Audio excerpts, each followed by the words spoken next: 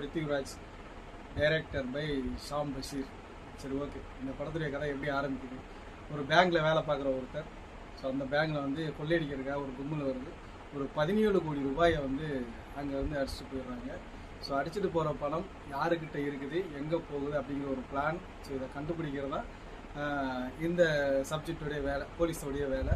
சரி, ஓகே. இந்த படம் எங்கே போச்சு அப்படிங்கிறத தாண்டி இந்த படத்துக்குள்ளே இன்னொரு சம்பவம் வச்சுருந்தாங்க. அதாவது பேங்கில் கொள்ளையடிக்கப்பட்ட நேரமும் ஒரு இடத்துல ஆக்ஷன் ஒன்று பண்ணுவாங்க. ஸோ அதுக்கு முன்னாடி ஒரு 5 கிலோமீட்டர் தான் டிஸ்டன்ஸு. இந்த 5 கிலோமீட்டருக்குள்ளே இந்த பணம் எங்கே இருக்குது அப்படிங்கிறது தான் இதனுடைய டார்கெட்டு. ஸோ அது யார் கண்டுபிடிக்கிறா, இந்த பணம் யாருக்கிட்ட போய் சேருது அப்படிங்கிறது இந்த படத்துடைய கதை. ஸோ படம் ஃபுல்லாகவே போலீஸ் மட்டும்தான் இருப்பாங்க. ஏன்னா இது வந்து ஒரு த்ரில்லர் சப்ஜெக்ட் மாதிரி இருந்தது, கிரைம் சப்ஜெக்ட்னு சொல்லலாம். ஸோ அந்த மாதிரி இருந்தது. பிருத்திவிராஜ் வந்து ஒரு பேங்க்கில் வேலை பார்க்குற ஒருத்தர். சரி, ஓகே. இந்த படத்தில் இன்னும் நிறைய ஹைலைட் என்னென்னா, படத்தில் நிறைய இடங்கள் வந்து சஸ்பென்ஸ் நிறையா இருந்தது. ட்விஸ்ட்டு ரிவீல் பண்ணுவாங்களா, அந்த மாதிரி இன்ட்ரோல் பிளாக் முன்னாடி ஒரு சீன் ஒன்று வரும். ஸோ அந்த இடத்துல ஒரு சின்ன பாப்பா ஒரு சம்பவம் ஒன்று பண்ணோம். ஸோ தேட்டரே கத்திச்சு அந்த இடத்துல, டேய் வேண்டாம் அப்படின்ற மாதிரி இருந்தது. அது நல்லா கூஸ்பம்ஸாக இருந்தது. தேட்டர் ஃபுல்லாகவே ஐயோ போச்சு அப்படின்ற மாதிரி இருந்தது. ஸோ அந்த சீன் நல்லா இருந்தது. ஃபர்ஸ்ட் ஹாஃப்லேயே 2 ஃபைட் ஒன்று இருக்கும். அந்த 2 ஃபைட்டுமே ரொம்ப ரியலாக இருந்தது. அந்த வெற்றிமாறன் சினிமா பார்க்குற மாதிரி. ஸோ ரியலாக இருந்தது ஃபைட்டு. எங்கேயுமே ஒரு டிஸ்டர்பன்ஸ் இல்லாமல் கேமரா ஆங்கிள்லாம் பக்காவாக இருந்தாப்புல. கேமராமேன் பேர் தெரியல, படிக்காம விட்டோம். சரி, ஓகே. கேமரா ஆங்கிள்லாம் சூப்பராக இருந்தது. ஸோ படத்துக்கு இன்னும் படம் பார்த்தீங்கன்னா பேக்ரவுண்ட் மியூசிக் ரொம்ப நல்லா இருந்தது. அந்த க்ரைம் த்ரில்லருமே செகண்ட் ஹாஃப்லேயே சும்மா திட்டு போட்டுருந்தாரு. ஸோ அது நல்லா இருந்தது. படம் எங்கேயுமே ஒரு என்ன சொல்கிறது, நம்மளை வேறு பக்கம் டிஸ்டர்ப் பண்ணாமல் இருந்தது. எப்போ பார்த்தாலும் அந்த போலீஸ் ஸ்டேஷன், அப்புறம் பார்த்தீங்கன்னா பேங்கு, ஸோ திருடினது யார், இதை கண்டுபிடிக்கல. ஆனால் நிறைய இடங்களில் ஒரு சின்ன சின்ன லாஜிக் மிஸ்டேக் இருந்தது. அதெல்லாம் கொஞ்சம் அனலைஸ் பண்ணி ரொம்ப டீட்டெயிலாக பார்த்தீங்கன்னா இன்னும் இதெல்லாம் கொஞ்சம் டிஸ்டர்ப் ஆகுது அப்படிங்கிற மாதிரி தோணும். பட் ஆனால் ஒரு நார்மலாக ஒரு க்ரைம் த்ரில்லர் எந்த அளவுக்கு இருக்கணும் அப்படிங்கிற மாதிரி ஃபோக்கஸ் நல்லா கொண்டு போகுது. டைரக்டருடைய ஒர்க்கு ரொம்ப நல்லா இருந்தது. ஏன்னா நிறைய இடங்களில் ஒரு சின்ன சின்ன ட்விஸ்டெல்லாம் நிறையா வச்சுருந்தாரு.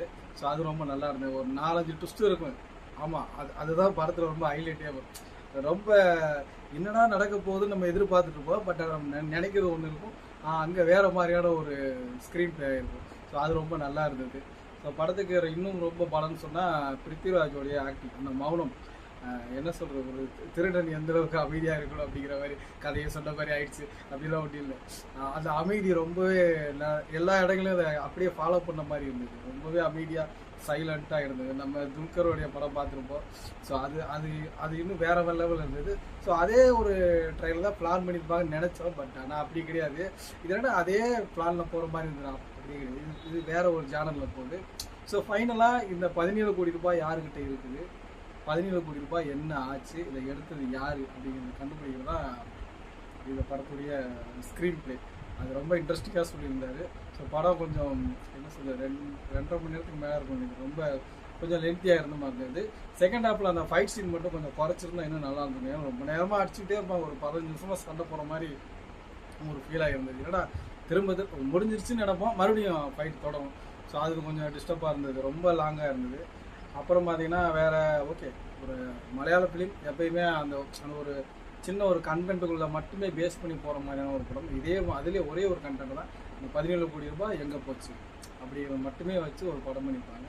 ஸோ நிறையா ஆர்டிஸ்ட் உள்ளே இருக்கிறாங்க. ஒருத்தருக்குமே ஒரு கேரக்டர், ஒரு மாதிரியான சீக்வன்ஸ் நிறையா இருந்தது. ட்விஸ்ட்டு நிறையா இருந்தது. 2 சின்ன பொண்ணுங்க நடிச்சிருந்தாங்க. அதில் அந்த குட்டி பாப்பா மட்டும் ரொம்பவே ஒரு சில இடங்களில் அதான் அவங்க தான் டெரரிஃபை. ஒரு சில இடங்கள்லாம் ரொம்ப நல்லா நடிச்சிருந்தாங்க. ரொம்ப பிடிச்சிருந்தது. மற்றபடி சொல்லணுன்னா ஓகே, ஆவரேஜான ஒரு படம். ரொம்ப ஹைப்பு கிரியேட் பண்ண தேவையில்லை, டீசெண்டான படம். பிருத்திவிராஜ் வந்து இந்தளவுக்கு பார்த்ததில்லை இதுக்கு முன்னாடி. ஒரு ரொம்ப ராவா அமைதியாக அது ரொம்ப நல்லா இருந்தது. ஃபைட்டு நல்லாவே மேக் பண்ணியிருந்தாங்க. கேமரா மூவ்மெண்ட் எல்லாம் ரொம்ப சூப்பராக இருந்தது. பேக்ரவுண்ட் மியூசிக்கும் நல்லா இருந்தது. படத்தில் பாட்டு கிடையாது, 2 பாட்டு தான் இருக்குது. பட் நிறையா இடங்கள் நமக்கு வந்து சப்டைட்டில் போட்டதால் புரிஞ்சது. ஒரு சில வேர்ட்ஸ் புரியல. அது மட்டும் இல்லாமல் எல்லாம் மலையாளத்தில் தான் பார்த்துருந்தோம். இது தமிழில் டப் பண்ணி தான் இன்னும் கொஞ்சம் நல்லா இருந்திருக்கும். ஸோ படம் நிறைய இடங்களில் சுவாரஸ்யமாகவும் போயிருந்தது. ஒரு போலீஸ் எல்லாம் கூட ரொம்ப ட்ராவல் பண்ணியிருந்தார். ஸோ கடைசி வரைக்குமே அந்த போலீஸ் நான் தான் ரொம்ப இது எல்லாத்தையும் டீட்டெயிலாக கண்டுபிடிக்க நினச்சிருப்பாரு. அதுவும் கிடையாது, அதுக்கான பிளான் வேற ஒருத்தர் பண்ணியிருப்பாரு.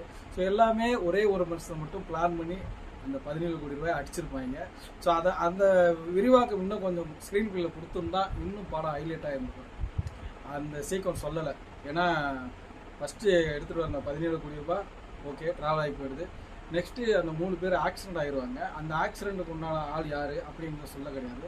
இந்த பாக்கெட்டில் இருந்து பேட்ச் எடுப்பாங்க. அந்த பேட்சை வச்சு இன்வெஸ்டிகேஷன் எதுவுமே பண்ண கிடையாது. இன்னும் ஒரு சில இடங்களில் அதெல்லாம் யோசித்தோம் அப்படின்னா தலை சுற்றி விடும். சரி, அதெல்லாம் தேவையில்லை. ஒரு படமாக பார்க்கும்போது ஒரு இன்ட்ரெஸ்டிங்காக போகுது. ஓகே, செகண்ட் ஹாஃபில் அந்த ஃபைட்டு மட்டும்தான் எனக்கு ரொம்ப டிஸ்டர்பாக இருந்தது. ஏன்னா இவ்வளோ நேரமாக சண்டை போடுறீங்க மாதிரி இருந்தது. ஆனால் டைரக்டர் என்ன பிளான் பண்ணாருன்னு தெரியல. ஸோ அந்த ஃபைட் ரொம்ப நல்லா இருந்தது. நான் பாவம் பிருத்திவிராஜ் எங்கே பார்த்தாலும் போகிற பக்கமாக அடிச்சு போலீஸ் ஸ்டேஷன்லாம் போய் நம்ம பிதாமகன் மாதிரி இருக்கிற எல்லா போலீஸும் அடிச்சு நொறுக்கிட்டு வந்துடுறாரு.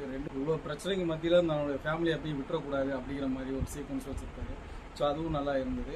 அப்புறம் ஓகே, மலையாளத்தில் சொல்லணும்னா அடிபொலி சாரே அப்படி கூட சொல்லலாம். ஏன்னா அந்த ஸ்கிரிப்ட் அந்தளவுக்கு நல்லா இருந்தது. நிறைய இடங்களில் ட்விஸ்ட்டு நல்லா இருந்தது. அப்புறம் நம்மளால் என்ன சொல்கிறது, என்னடா இது இப்படியே போயிருப்பா இந்த படம் அப்படின்னு நினைக்கும் போதெல்லாம் டக்குனு இன்னொரு கேரக்டர், புதுசாக ஒரு கேரக்டர் இன்ட்ரடியூஸ் பண்ணுவாங்க. ஸோ ஒரே ஒரு கேரக்டர், ஒரு வயசான ஒரு ஜாக்கப்பரோ ஏதோ ஒருத்தர், அந்த ஒரு கேரக்டர் மட்டும் கடைசி வரைக்குமே ட்ராவல் ஆகும். பட் அந்த கேரக்டர் ரொம்ப ரொம்ப யூனிக்னஸாக இருந்தது. ஏன்னா அவர் தான் கடைசியில் ஒரு சம்பவம் ஒன்று பண்ணுவார். அதுவும் நல்லா இருந்தது. ஓகே, நைஸ் மூவின்னு சொல்லலாம். த்ரில்லிங்கான ஒரு சப்ஜெக்ட், நல்லா இருந்தது.